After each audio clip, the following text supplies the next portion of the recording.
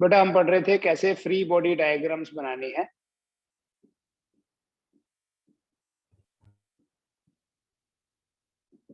अब उसी को कंटिन्यू करते हैं। ठीक है, सेम टॉपिक कंटिन्यू करते हैं but we will have some different kind of figures. एक मिनट दे दो। फ्री बॉडी डायग्राम में बेटा हम देख रहे थे किस तरह से हम किसी भी कनेक्टेड मोशन को एनालाइज करते हैं। फ्री बॉडी बॉबी हो गया, बॉडी डायग्राम। अब बेटा इसमें ना वी हैव अनलिमिटेड सिचुएशंस। हमने तो कुछ डिस्कस करी, कुछ और भी करेंगे, but even then there will be no end. जैसे मान लो मैं एक इंक्लाइंड प्लेन ले लेता हूं।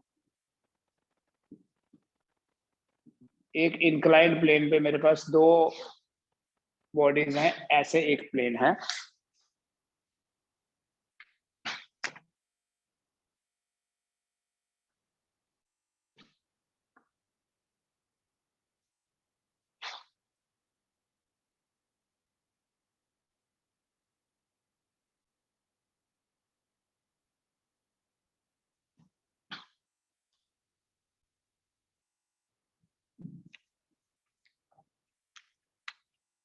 एक बॉडी यहां प्लेस्ड है,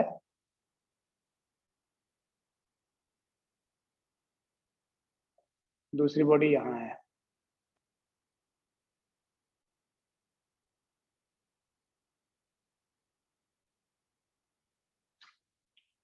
ठीक है, एंड सपोज करो ये एक यहाँ एक पुली जैसा कोई मैकेनिज्म बना हुआ है और ये दोनों बॉडीज जो हैं, ये दोनों बॉडीज आपस में कनेक्टेड हैं। ये एक स्ट्रिंग लगा है, यहाँ से इधर तक एक थ्रेड है। ठीक है, एंड लेट अस एज्यूम कि ये जो इस बॉडी का मास है दैट इज m1, इस बॉडी का मास m2 है और ये डाउनवर्ड मोशन हो रहा है।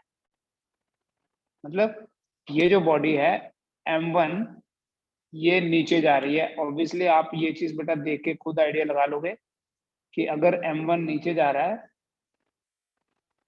तो ऑब्वियसली जो m2 है दैट इज गोइंग अप। ये m2 की एक्सेलरेशन ऊपर की तरफ, दिस एक्सेलरेशन इज a, और ये m1 की एक्सेलरेशन है नीचे की तरफ।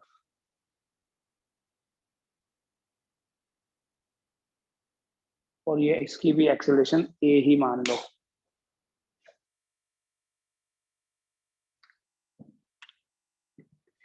इस इंक्लाइंड प्लेन का ये जो एंगल है, let us consider this angle to be theta. बेटा ये जो बॉडी है जिसका मास m2 ले लिया, इसका जो वेट होगा that will be mg, vertically downward, so this will be m2g।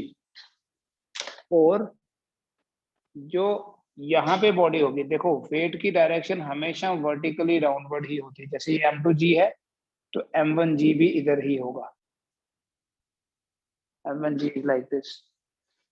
अब ये जो m1g है,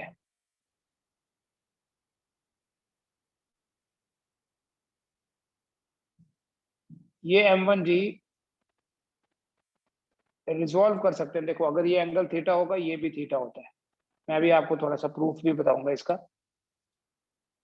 ये m1g है, सो ये एंगल थीटा है, this will be m1g cos theta. और इसका यहाँ पर जो कंपोनेंट होगा दैट विल बी m1g। आपको पता है जहां भी थीटा बनेगा किसी वेक्टर का एंगल, तो वहां पर उसका जो कंपोनेंट होगा वो cos थीटा होगा। ये डायरेक्शन कैसे आ गई देखो, अगर इस तरह से मैंने यहाँ कोई बॉडी ऐसे हैंग कर रही है हॉरिजॉन्टल सरफेस पे। बेटा जब बॉडी हॉरिजॉन्टल सरफेस पे होगी तो वेट तो डाउनवर्ड है। अगर बॉडी यहाँ है तो वेट डाउनवर्ड होगा। अगर मैं इस बॉडी को लिफ्ट करने लगूं ऊपर, तो ये वेट तो ऐसे, देखो वेट ऐसे रहेगा। तो कितना शिफ्ट हो रहा है, थीटा से शिफ्ट हो रहा है। मतलब जो चीज पहले ऐसे थी अभी ऐसे हो गई। ठीक है, ऐसे एक और डायग्राम बताता हूँ। ये बेटा किसी बॉडी को हमने हॉरिजॉन्टल सरफेस पे रखा, ठीक है, हॉरिजॉन्टल सरफेस पे रखा तो इसका जो वेट है that is vertically downward, it is mg।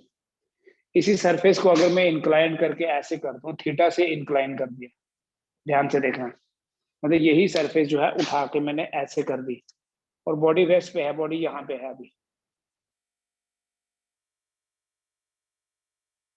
तो जब बॉडी यहाँ पे होगी, थोड़ा सा बड़ा कर लेते हैं, तो दिस विल बी mg। ठीक है, यही mg होगा, ये mg ऐसा ही रहेगा इसके पैरेलल ही, क्योंकि एक्सेलरेशन ड्यू टू ग्रेविटी या वेट की जो डायरेक्शन है that is always towards the centre. इसी को जब वापस लाएंगे तो ये वापस वर्टिकली डाउनवर्ड ऐसे ही होगा। तो ये जो एंगल है बेटा, ये उतना ही होगा जितना हम इसको इंक्लाइन करेंगे। ऐसे सोचो, जब बॉडी यहाँ है तो वेट की ये डायरेक्शन है, बॉडी को ऐसे रखा इधर तो वेट की तो यही डायरेक्शन रहेगी, तो कितना चेंज हो गया, 90 से चेंज हो गया। तो अगर हम थीटा से, आप क्या करो ना, एक धागा बांधो, ठीक है, टाई ए रोप हेयर, उसके साथ कोई बॉडी अटैच कर दो, मास अटैच कर दो, इसको ऐसे लिफ्ट करो, धागा ऐसे रहेगा हवा में, ये वर्टिकली ऐसे रहेगा। तो कितना शिफ्ट, पहले ऐसे था अभी ऐसे है, कितना शिफ्ट हो रहा है, जितना हम इस बॉडी को शिफ्ट कर रहे हैं, जितना हम प्लेन को इंक्लाइन कर रहे हैं। ठीक है, तो ये अगर mg है, this will be mg cos theta, और ये होगा बेटा mg sin थीटा। बस ये रिजॉल्व करना ही है मेन काम आपका। फिर फर्दर क्या करोगे, देखो इसका अगर वेट ऊपर की तरफ है, सॉरी टेंशन ऊपर की तरफ है T, तो इसमें जो टेंशन होगी वो इधर की तरफ होगी, this will also be T। ये भी T और ये भी T है। ठीक है, ये बॉडी नीचे जा रही है। अगर हम फ्री बॉडी डायग्राम बनाए, free body diagram of m1, तो बेटा ये पार्टिकल है जिसका मास है m1, इधर की तरफ फोर्स है m1g साइन थीटा, और इधर की तरफ है टेंशन T, और ये इधर जा रहा है विद एन एक्सेलरेशन a। इसी तरह से फ्री बॉडी डायग्राम अगर हम m2 की बनाएं, ये m2 बना दिया मैंने, डाउनवर्ड इसका जो वेट है दैट इज m2g, और ऊपर की तरफ ये टेंशन है T, बट ये भी ऊपर जा रहा है। फिर आप इक्वेशंस लिखो, बताओ मुझे क्या इक्वेशंस होता है, इसकी इक्वेशन क्या लिखूं, कौन बताएगा। फ्री बॉडी डायग्राम जो बनाई है उसके बेसिस पे m1 के लिए इक्वेशन क्या आएगी। Sir m1g sin theta minus t is equals to m1a। Yes, किसने बोला ये, सीमांत। सीमांत बोलता है। और बोलेगा कोई, इसमें क्या लिखूं, what should I right over here, T minus M2 M2G is T equal to minus m2g equal to M2A। m2 है, दिस इज सेकेंड इक्वेशन। फिर देखो हमेशा की तरह अगर तो आपको एक्सेलरेशन फाइंड करना है तो क्या करोगे, इन दोनों इक्वेशंस को ऐड करो, इन दोनों इक्वेशंस को ऐड करो, एडिंग 1 एंड 2, a की वैल्यू निकालो, फिर उस a की वैल्यू को किसी भी इक्वेशन में पुट करके t फाइंड कर सकते हैं। आपने करना है, कर लीजिए अभी। एडिंग करके क्या होता है बेटा, देखो जब आप ऐड करोगे ना तो ऐड करने से t कैंसिल हो जाएगा। मैं एक बार लिख लूं, m1g sine theta minus t plus t minus m2g equal to m1a plus m2a। It means ये माइनस टी और प्लस टी कैंसिल हो जाएगा। जब minus T plus T cancel हो जाएगा तो ये आपके पास आएगा m1 sign theta minus m2, दोनों का कॉमन ले लीजिए g, and it will be equal to m1 plus m2 into a। फिर फर्दर आपका a कितना बन जाएगा, a का फॉर्मूला क्या आ गया फर्दर आपके पास, m1 sin theta minus m2 divided by m1 plus m2 into g. आप इसको चाहे इक्वेशन नंबर 3 बोल दो। फिर बेटा इस a की वैल्यू को अगर आप इक्वेशन 2 में पुट करो तो आपको t भी मिल जाएगा। कर सकते हैं, 1 में भी पुट कर सकते हैं। आप इक्वेशन 2 में पुट करके देखो अभी अभी कितना आता है t का वैल्यू। फिर नेक्स्ट क्वेश्चन करते हैं।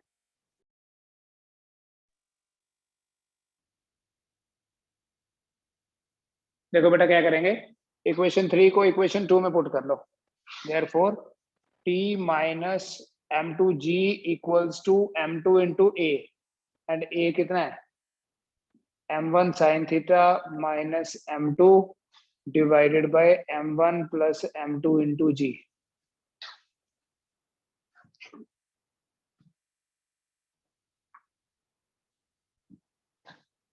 फिर बेटा इसको आप उधर ले जाइए, t आपके पास बनेगा m2g प्लस m2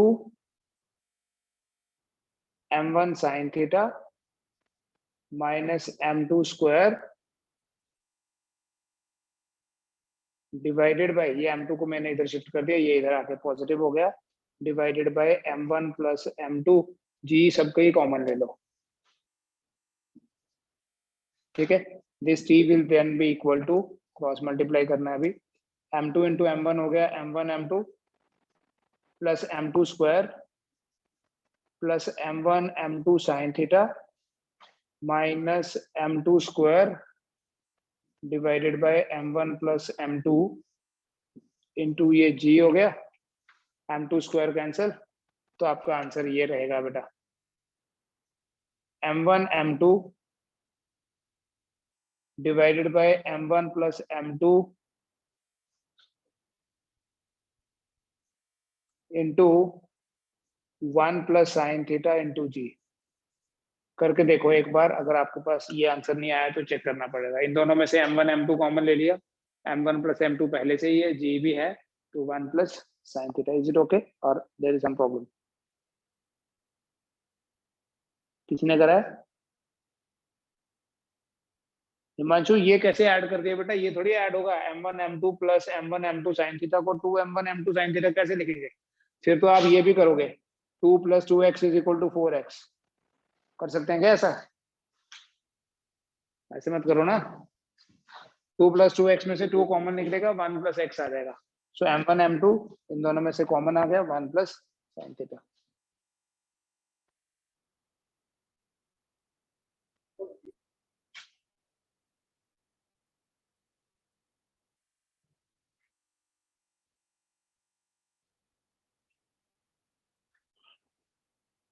फिर आगे चलते हैं। देखो अगर हमारे पास कोई डबल इंक्लाइंड प्लेन है,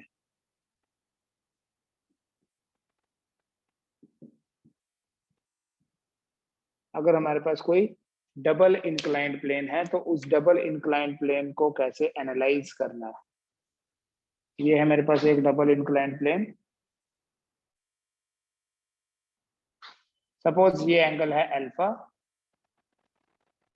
और ये वाला इधर एंगल है बीटा। एक बॉडी यहाँ है, एक ऑब्जेक्ट यहाँ रख देते हैं।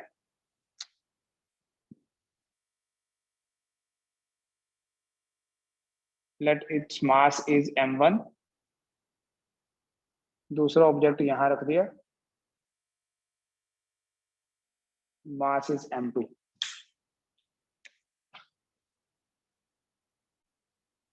ये पुली है, यहां से एक ऑब्जेक्ट ये थ्रेड के थ्रू दोनों मासेस को कनेक्ट कर दिया।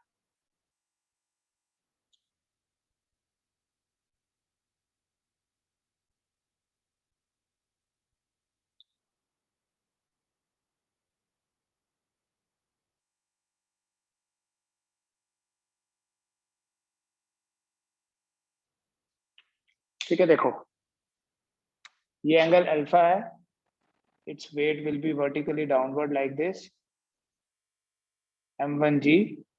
तो ये जो एंगल होगा ये भी अल्फा होगा, इसमें जो m1g cos अल्फा होगा इधर, चलो इसको छोड़ देंगे हम क्योंकि ये हमें चाहिए नहीं। नीचे की तरफ जो कंपोनेंट होगा वो होगा m1g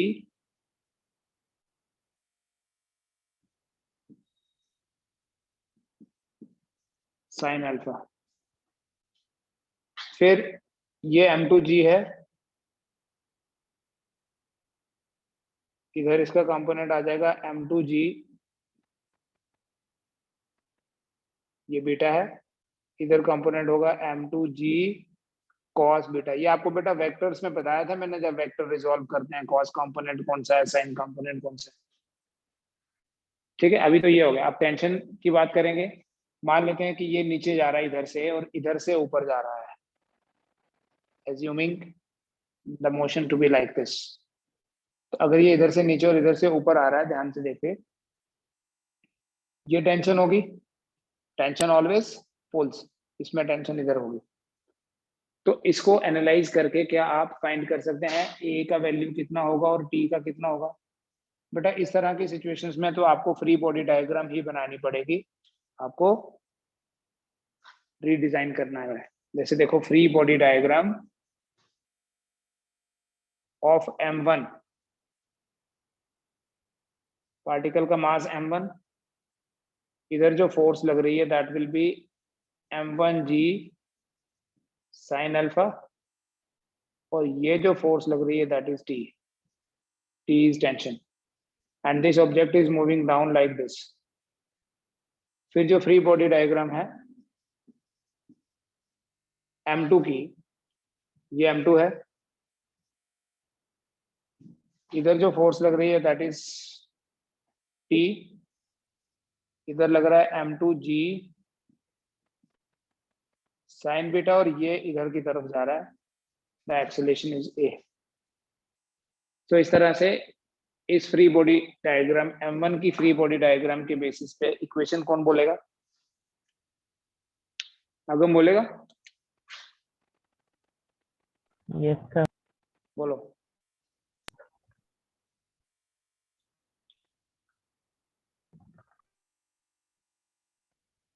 बोलो। m1g sin theta m1g sine alpha sin alpha minus minus t t equal to m1 m1 a। बन गई इक्वेशन फर्स्ट। सेकंड कौन बनाएगा इक्वेशन? एक बार आपको समझ में आ गया ना, उसके बाद then there is no looking back. बस आपको एक बार खुद से करना है कि इक्वेशन कैसे बनाना है। t minus m2g sign beta equals to m2। m2a। अक्षित समझ आ रहा है? Yes sir. क्लासेस मिस कर दिया आपने एक दो मेरे ख्याल से।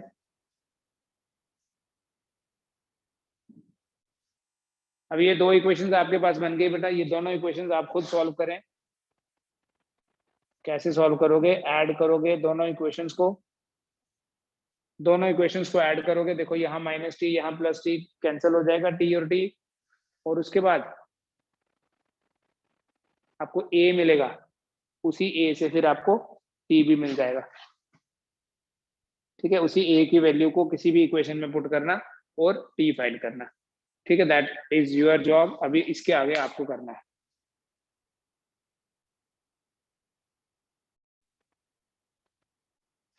समथिंग लाइक हमारे पास ये एक ऑब्जेक्ट है, कोई एक रॉड है या कोई एक बॉडी है जिसकी लेंथ है L और इसका मास है m। ठीक है,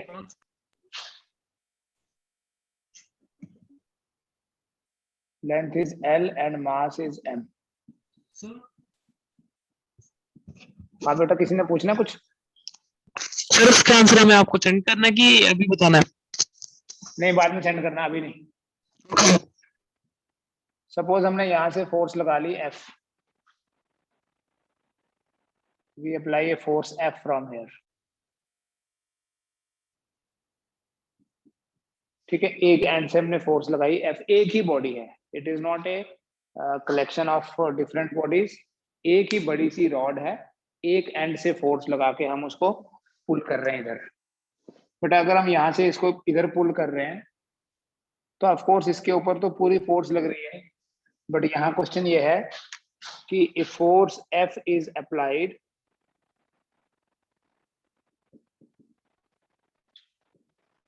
at one end of a rod having mass M and length L.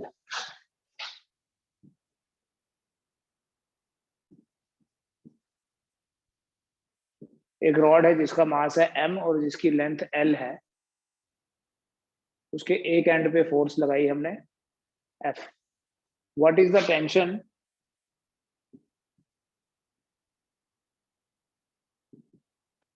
at a distance x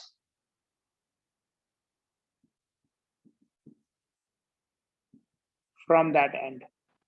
कौन सा एंड जहां पर फोर्स लगाई? जैसे यहां से x डिस्टेंस दूर, यहां पर कितनी टेंशन लग रही है, या x कुछ भी ले सकते हैं हम. तो सेम लॉजिक लगाएंगे बेटा. जो यहाँ पे टेंशन होगी ना, वो इस सारे को खींच रही है. सो इस मास को टोटल मास से डिवाइड कर देना. मैं प्रूफ भी बताऊंगा. ये जो रिमेनिंग लेंथ है, इसका मास फाइंड करना पड़ेगा. फिर उस मास को टोटल मास से डिवाइड करके अप्लाइड फोर्स से मल्टीप्लाई करो. इस तरह की सिचुएशन में क्या करते हैं हम, कैसे सॉल्व करते हैं? सबसे पहले आपको ये पता करना है what is mass per unit length of the rod. What is, solution देखें इसका. Mass per unit length of the rod is m by l. Mass per unit length कितना है? इस रॉड का जो मास पर यूनिट लेंथ है that is m by l.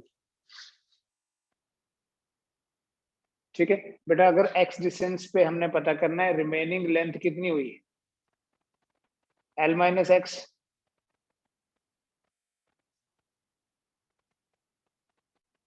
ये मास per unit length कैसे आया? Total mass of the rod is given m, total length is l.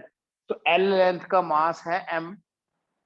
तो यूनिट लेंथ मतलब जैसे मैं बोलूं कि ये एक यूनिफॉर्म रॉड है हमारे पास, इसकी लेंथ है 10 सेंटीमीटर और इसका मास है 20 ग्राम. तो 1 सेंटीमीटर का कितना हुआ? 2 ग्राम हुआ. टोटल मास मैंने बोला लेंथ है इसकी 10 सेंटीमीटर और मास है इसका 20 ग्राम. तो मास पर यूनिट लेंथ कितना हुआ? 10/20/10. तो 20/10 बोलेंगे 2 ग्राम पर सेंटीमीटर. तो अगर मैं बोलूं बताओ किसी 4 सेंटीमीटर का कितना होगा? ठीक है, 4 सेंटीमीटर का 8 ग्राम होगा. तो मास पर यूनिट, ये यूनिटरी मेथड बोलते हैं इसको, आप मैथ्स में भी होता है. तो mass per unit length find करने का मतलब है कि 1 सेंटीमीटर या 1 मीटर जो लेंथ है उसका मास कितना है. तो mass per unit length is m by l. तो mass of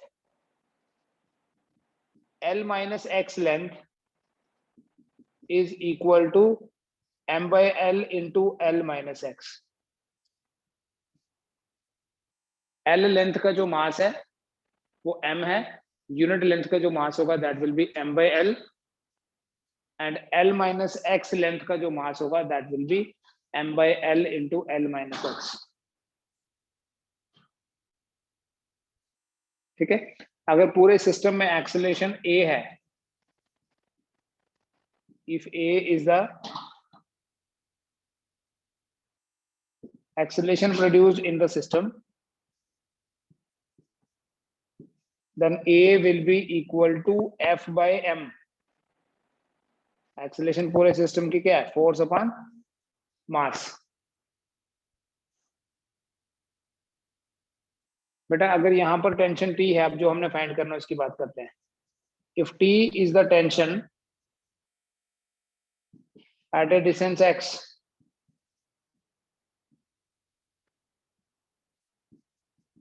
from one end as shown in figure,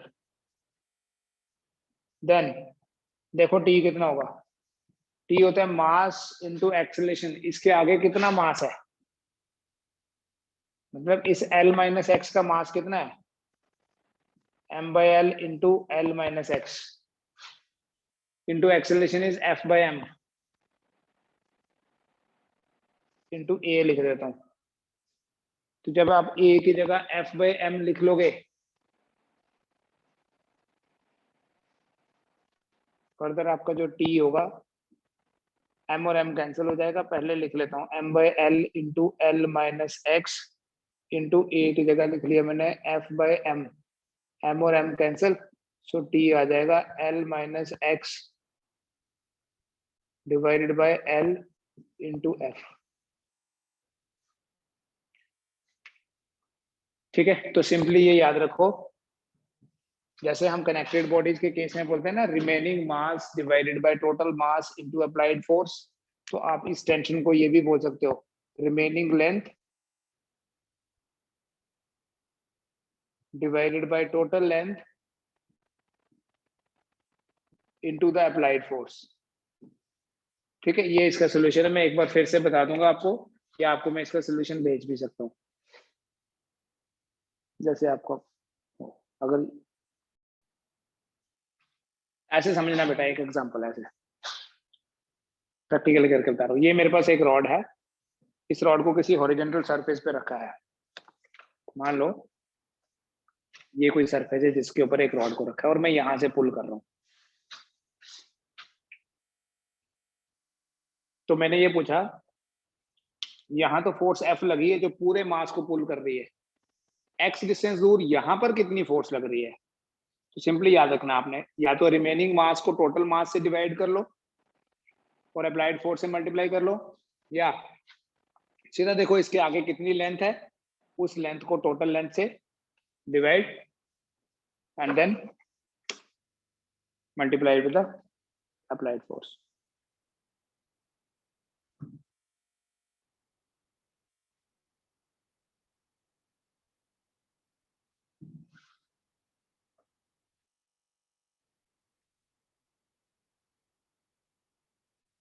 एक सिंपल सी सिचुएशन दे रहा हूं, उसके बाद हम कल पढ़ेंगे इक्विलिब्रियम, जस्ट थोड़ा सा आइडिया दे देता हूं।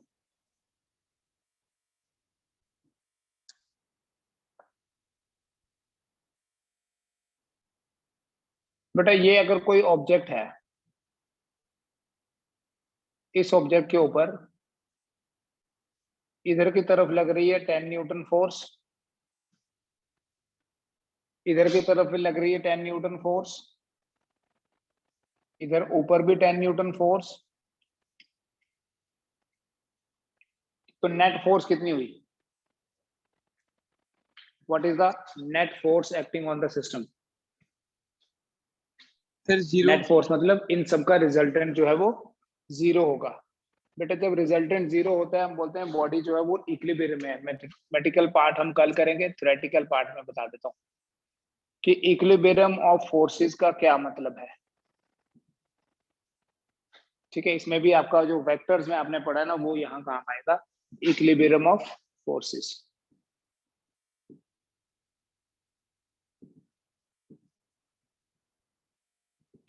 So keep this thing in mind. When the resultant of all the forces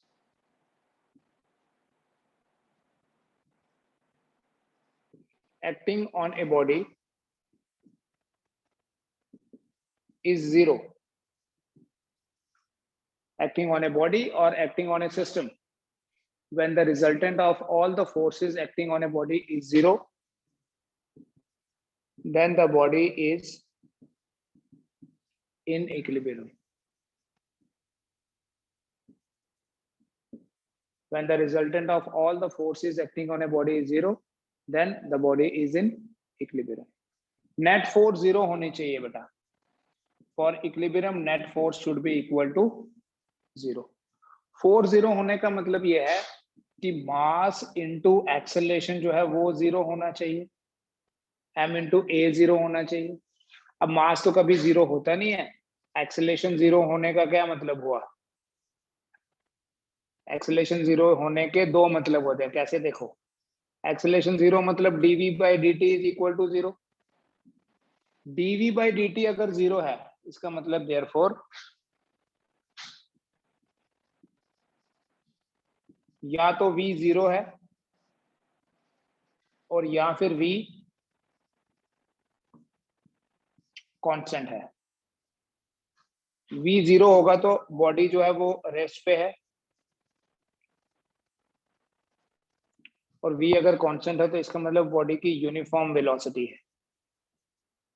v constant मतलब velocity of the body is uniform. That means कि अगर कोई बॉडी, ध्यान से सुनना इस लाइन को, अगर कोई बॉडी रेस्ट पे है तब भी वो इक्विलिब्रियम में होती है, और अगर किसी बॉडी का यूनिफॉर्म मोशन हो रहा है तब भी वो इक्विलिब्रियम में है।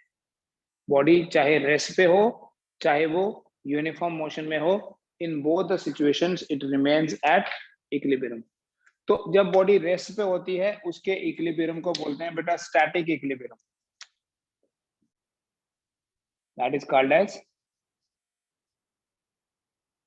स्टैटिक इक्विलिब्रियम, क्योंकि उसकी पोजीशन चेंज नहीं हो रही। स्टैटिक का मतलब है स्टेशनरी एट रेस्ट, और इसको बोलते हैं डायनेमिक इक्विलिब्रियम।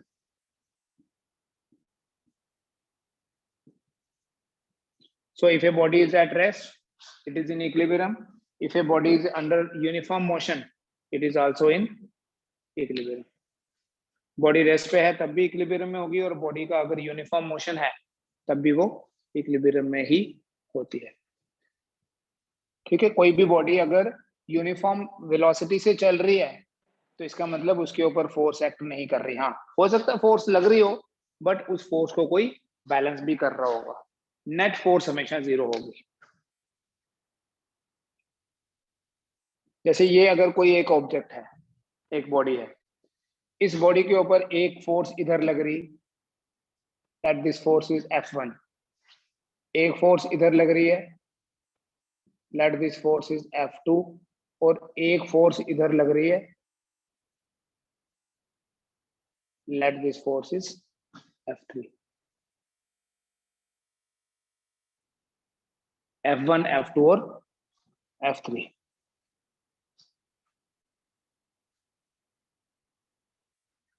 ऐसी फोर्सेस जो किसी एक पॉइंट पे एक्ट करती हैं। A large number of forces acting at one point are known as concurrent forces. बहुत सारी फोर्सेस अगर एक ही पॉइंट पे एक्ट करती हैं, उन फोर्सेस को concurrent forces, concurrent, large number of forces acting at one point are called as concurrent forces. And for equilibrium,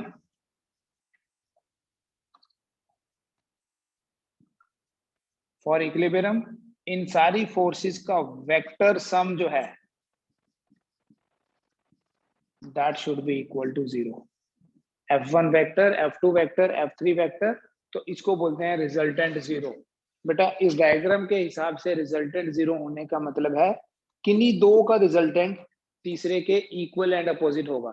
like अगर F1 और F2 का रिजल्टेंट फाइंड करें, वो यहाँ आ जाए, इसके डायरेक्शन इसकी अपोजिट हो और मैग्नीट्यूड इसके बराबर हो, तो अब बोलेंगे कि इक्विलिब्रियम है। ठीक है, इतना करो आज। इसका मैथमेटिकल एनालिसिस इक्विलिब्रियम का कल कराऊंगा। And for the time being जो आपको काम दिया है डबल इंक्लाइन प्लेन वाला, ठीक है, you have 10 minutes with you. इस 10 मिनट में वो ए और टी करके मेरे को सॉल्व करके भेज दो जो आपको प्रीवियस डायग्राम बताई। ठीक है, थैंक यू। Thank you.